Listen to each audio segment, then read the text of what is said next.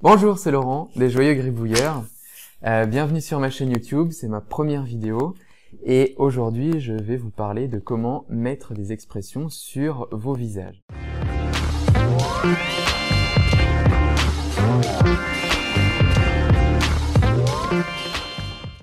Mais avant ça, j'aimerais d'abord qu'on clarifie pourquoi est-ce qu'on aurait besoin de mettre des expressions sur des visages, sur des personnages, et pourquoi en fait on aurait aussi besoin de la gribouille, pourquoi ça peut être utile.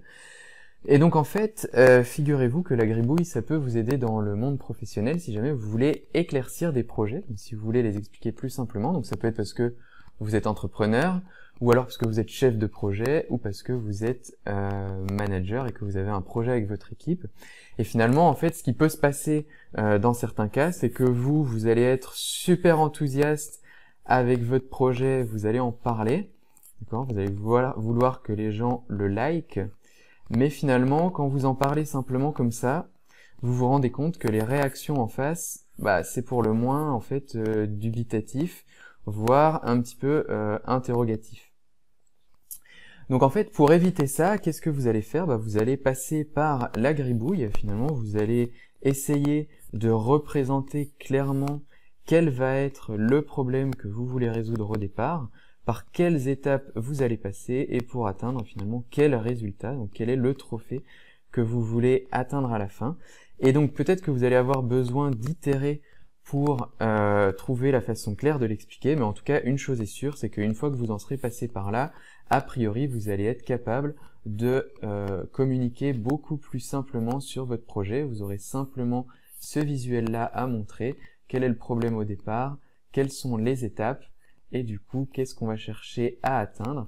Et donc, le double effet qui se coule de la gribouille, c'est que non seulement vous allez être capable d'expliquer clairement et simplement, de lever en fait les points d'incompréhension, et donc potentiellement même de clarifier des questions que vous ne vous seriez pas posées au début, mais en même temps, en plus, ce qui risque de se passer fort probablement, c'est que vous allez commencer à vraiment enthousiasmer les personnes avec qui vous travaillez, pour plusieurs raisons, parce que déjà vous leur communiquez une vision claire du projet, et ensuite parce que c'est vrai que la gribouille c'est sympa et ça donne beaucoup plus envie.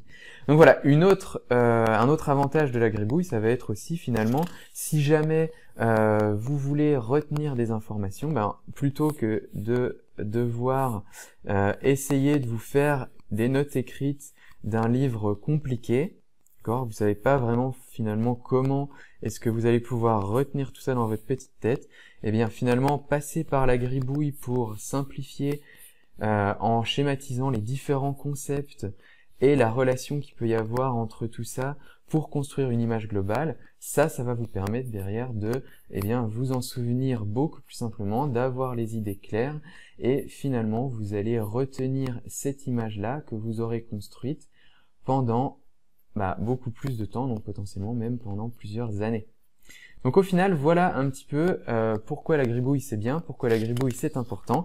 Et vous voyez en fait que quand vous voulez représenter une situation au départ un petit peu floue, vous pouvez avoir besoin de transmettre des émotions. Est-ce que au départ les personnes avec qui vous travaillez sont mal à l'aise? Est-ce qu'elles sont au contraire plutôt tristes? Et finalement en fait par quelles étapes vous allez en passer pour à la fin les rendre peut-être plus enthousiastes ou plus dynamiques, etc., etc.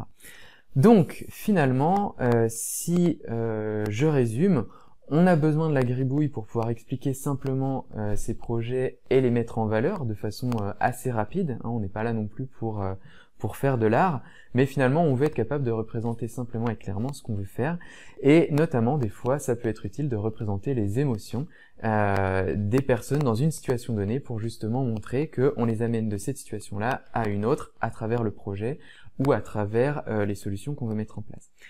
Et donc, c'est pour ça que au mois d'octobre, je vous ai présenté tous les jours une bouille à gribouiller, donc une expression du visage.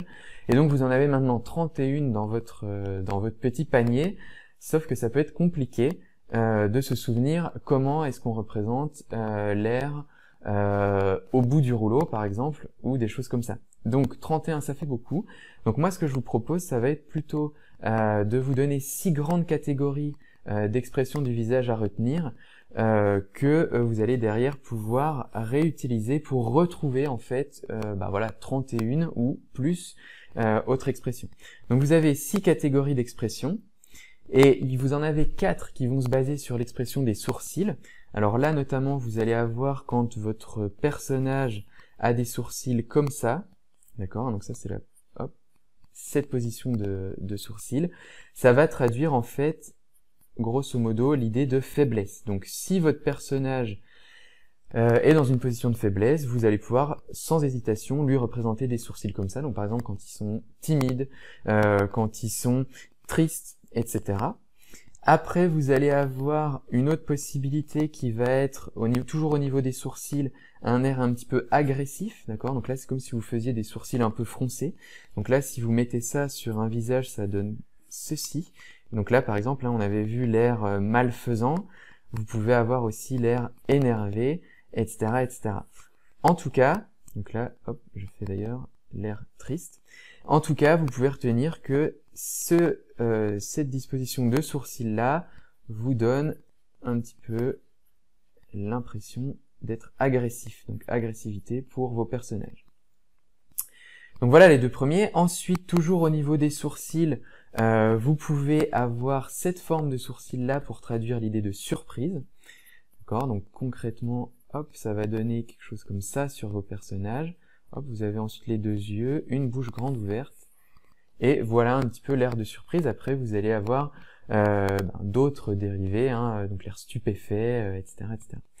Ensuite, du coup, la quatrième grande catégorie avec les sourcils, ça va être l'air ambivalent. Alors ça, c'est un petit peu plus compliqué à expliquer, mais donc vous avez un sourcil levé, un sourcil baissé, et là notamment, en fait, vous allez retrouver cette expression-là si vous voulez, donc je marque ambivalent, mais à chaque fois que vous avez des expressions un petit peu ambivalentes. Donc par exemple, si vous êtes interrogateur, vous êtes à moitié convaincu, donc vous allez avoir, hop, un sourcil levé, un sourcil baissé, et ensuite, du coup, hop, une bouche un petit peu comme ça, donc qui sourit pas forcément, mais en tout cas, le sourcil levé, le sourcil baissé va traduire cette impression que vous avez un petit peu un arrêt sur image.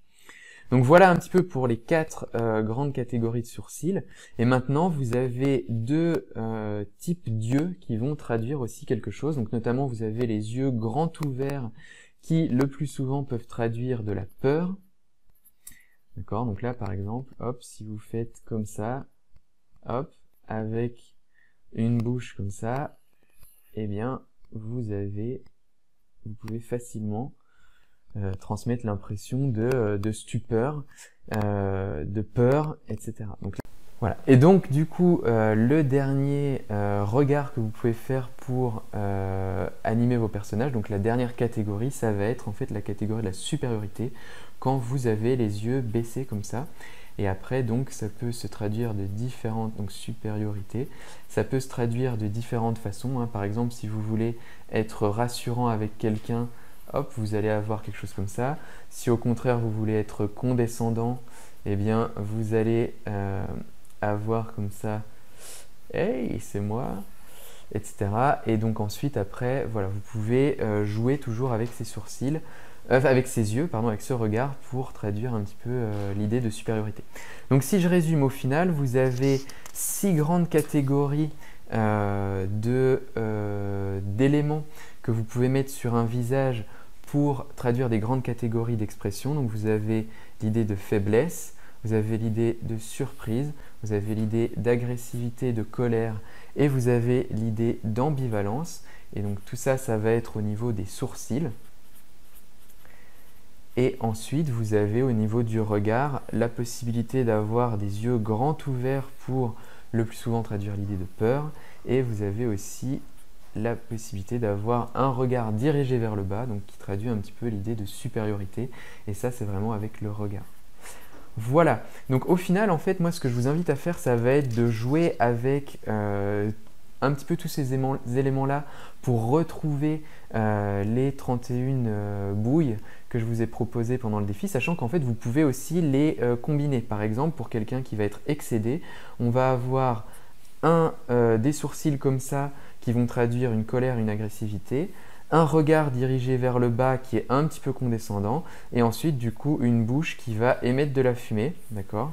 Et donc vous avez combiné comme ça différents éléments sur une même bouille pour créer votre expression. Mais en tout cas, quoi qu'il arrive, de façon très simple, vos personnages ont toujours des yeux, une bouche, quelquefois des sourcils, et après ça va être à vous de jouer un petit peu avec ces combinaisons-là, ces 6 combinaisons-là, plus de rajouter une bouche, ou des yeux normaux, hein, vous pouvez aussi tout à fait avoir ça, mais pour traduire l'expression que vous voulez. Sachant que moi en fait finalement au quotidien il y en a 2 que j'utilise beaucoup. Vous avez celle-là, donc qui est forcément l'emblème des joyeux gribouilleurs, et vous avez aussi l'idée d'être mal à l'aise, qui est très rapide à faire aussi. Vous n'avez pas besoin de sourcils, vous faites juste une bouche un petit peu vague, et comme ça, ça vous aide à montrer que les gens soit n'ont pas compris, soit ils ont un problème, ils sont pas à l'aise pour le dire, il y a un souci. Voilà. Donc au final, j'espère que maintenant tout ça c'est plus clair pour vous. J'espère que vous voyez aussi l'intérêt d'utiliser la gribouille dans votre vie professionnelle pour mettre en valeur vos projets, pour pouvoir les expliquer plus simplement, pour pouvoir transmettre un certain enthousiasme. Et donc sachez que derrière vous pouvez faire plein de choses avec. Donc moi par exemple pour mes clients, en ce moment je leur fais beaucoup. Donc alors il y a de la description de projet, mais il y a aussi la description de projets qu'ils ont menés donc par le passé, mais comment est-ce qu'on revient dessus et comment est-ce qu'on arrive finalement à se faire un visuel très simple de quel était le problème au départ, quelles sont les étapes par lesquelles le projet est passé et finalement pour atteindre quel résultat. Donc tout ça c'est des choses que vous pouvez faire assez rapidement et qui vont donner finalement un côté assez sympa et surtout très clair et très synthétique à votre travail et qui donc le mettra en valeur. Voilà, donc voilà pour aujourd'hui. J'espère que cette vidéo vous aura plu. Merci de l'avoir regardée. Abonnez-vous pour les prochaines. Et d'ailleurs, si vous avez des idées pour les prochaines vidéos, des besoins que vous auriez, que vous voulez que je traite au cours des prochaines vidéos, n'hésitez pas à m'en faire part. Je me ferai un plaisir d'aborder les sujets. En tout cas, donc merci encore d'avoir regardé et à bientôt pour une prochaine vidéo. Bye!